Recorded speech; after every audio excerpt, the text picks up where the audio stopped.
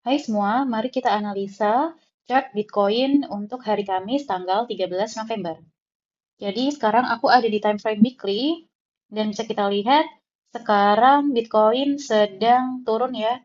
Kalau kita lihat candle sebelumnya di sini, kita bisa menganalisa bahwa candle sebelumnya kita break low dan juga ada swing low yang ada di sini.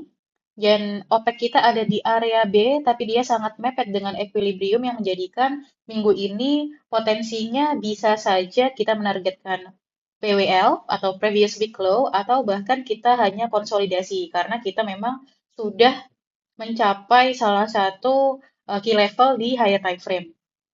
Nah, untuk pergerakan minggu ini sendiri, kalau kita lihat, kita kemarin sempat naik ya sampai ke OPEC C dan kita reject dan membuat wick di sini dan sekarang pergerakannya sedang turun ke bawah. Sehingga ini semakin menguatkan kemungkinan besar Bitcoin bisa menargetkan low dari weekly sebelumnya atau bahkan mencapai ada bullish fair value gap dari time frame monthly di sini. Tapi mari kita lihat, kita turun lagi ke time frame daily. Oke, untuk OPEC-nya akan aku hapus. Frame daily hari ini, kita bisa lihat bahwa closure dari candle kemarin adalah break low, dan di sini ada swing low, ya di sini ya, yang sudah kita kenai dan sekarang posisinya sedikit reject. Kalau aku lihat OPEC-nya, kita ada di kondisi OPEC A yang memungkinkan hari ini untuk dia sweep ke atas sedikit, kemungkinan maksimal sampai di equilibrium 50%. Tapi aku berharap tidak sampai sejauh itu ya untuk kenaikannya, lalu reject dan membuat wick untuk kemudian turun ke bawah. Itu adalah skenarioku untuk Bitcoin di hari ini. Dan kalau kita lihat di sini juga di hari Selasa, kita membuat swing point berupa swing high, yaitu C2, kemarin kita C3, jadi kemungkinan untuk hari ini kita melanjutkan C4 ke bawah. Jadi semakin banyak ya confluence untuk daily bias di hari ini. Dan kalau kalian mau tahu terkait dengan konsep-konsep daily bias yang aku pakai, aku sudah membuat video belajar trading yang bisa kalian lihat di playlist belajar tradingku. Oke, lanjut. Aku akan turun ke time frame 4H untuk melihat apakah ada key level yang bisa kita pakai sebagai area rejection. Oke, di 4H kalau kita lihat di sini ada ini ya, ada bearish fair value gap. Ya, aku gambar dulu. Ini adalah bearish fair value gap dari 4H sehingga harga bisa jadi kemungkinan akan naik sampai sini dan reject untuk turun ke bawah. Jadi aku akan memasang alert di FVG yang ada di sini dan satu lagi di PDL untuk mengetahui kalau misalnya memang harga langsung turun ke bawah. Oke, aku coba turun lagi ke 1H. Ya, di 1H lagi-lagi FVG dari 4H juga merupakan FVG dari 1H. Ini aku rapikan lagi untuk alertnya. Dan belum ada key level lain kecuali ini ya ada kemungkinan swing high di sini, tapi dia belum confirm. Jadi aku akan meletakkan alert di area ini saja.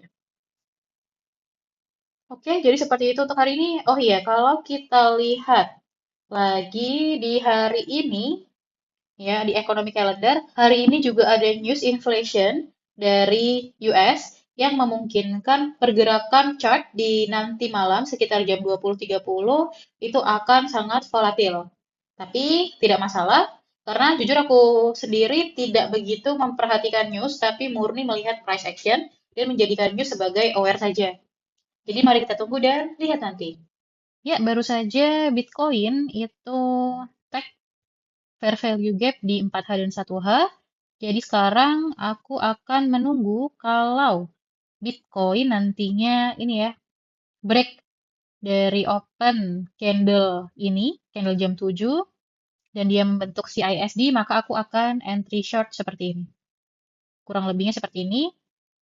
Dan untuk alertnya akan aku sesuaikan lagi di area swing dan juga di konfirmasi CISD nanti. Dan aku juga akan melihat ke time frame 4 jam. Oke, di 4 jam juga seperti ini ya. Ada potensi juga kalau memang dia turun, maka dia akan menjadi candle C2. Jadi sebenarnya Ini bisa kita turunkan lagi, coba kita lihat ke time frame 5 menit. Oke, kita bisa trade juga kalau candle close MSS di sini. Jadi bisa lebih dekat lagi. Sekarang tinggal kita tunggu dan lihat nanti. Oke, baru saja aku entry short di Bitcoin karena di time frame 5 menit kita sudah break MSS ya, atau market structure shift atau juga charts atau change of character. Dan kalau kita lihat di time frame 1 jam, tadi juga di sini ya, ini adalah CISD untuk 1 jam. Memang belum closure karena memang sekarang masih belum 1 jam dan kita akan lihat nanti apakah harga akan closure CISD untuk menguatkan analisa kita. Untuk targetnya sendiri, aku menargetkan ini ya, area proyeksi 2, yang kalau kita lihat dia juga sangat dekat dengan previous week low, sehingga aku akan menurunkan lagi targetnya sampai at least ke previous week low, dengan RR kurang lebih 1,83. Sebenarnya aku masih berpikir dia ada potensi kuat turun terus ke bawah, tapi karena previous week low itu adalah salah satu key level yang kuat, untuk pertamanya, aku akan menargetkan area ini sambil nanti melihat pergerakan ya atau reaksi harga di PWL kalau memang mencapai area itu. Jadi mari kita tunggu dan lihat nanti. Ya, baru saja tadi kita terkena SL ya di sini. Jadi ini adalah loss pertama di bulan November ini. Dan kalau kita lihat ke time frame 1 jam, oke, pada akhirnya harga tidak break CISD, tapi memang tadi harga turun jauh dan kemudian reject ke atas.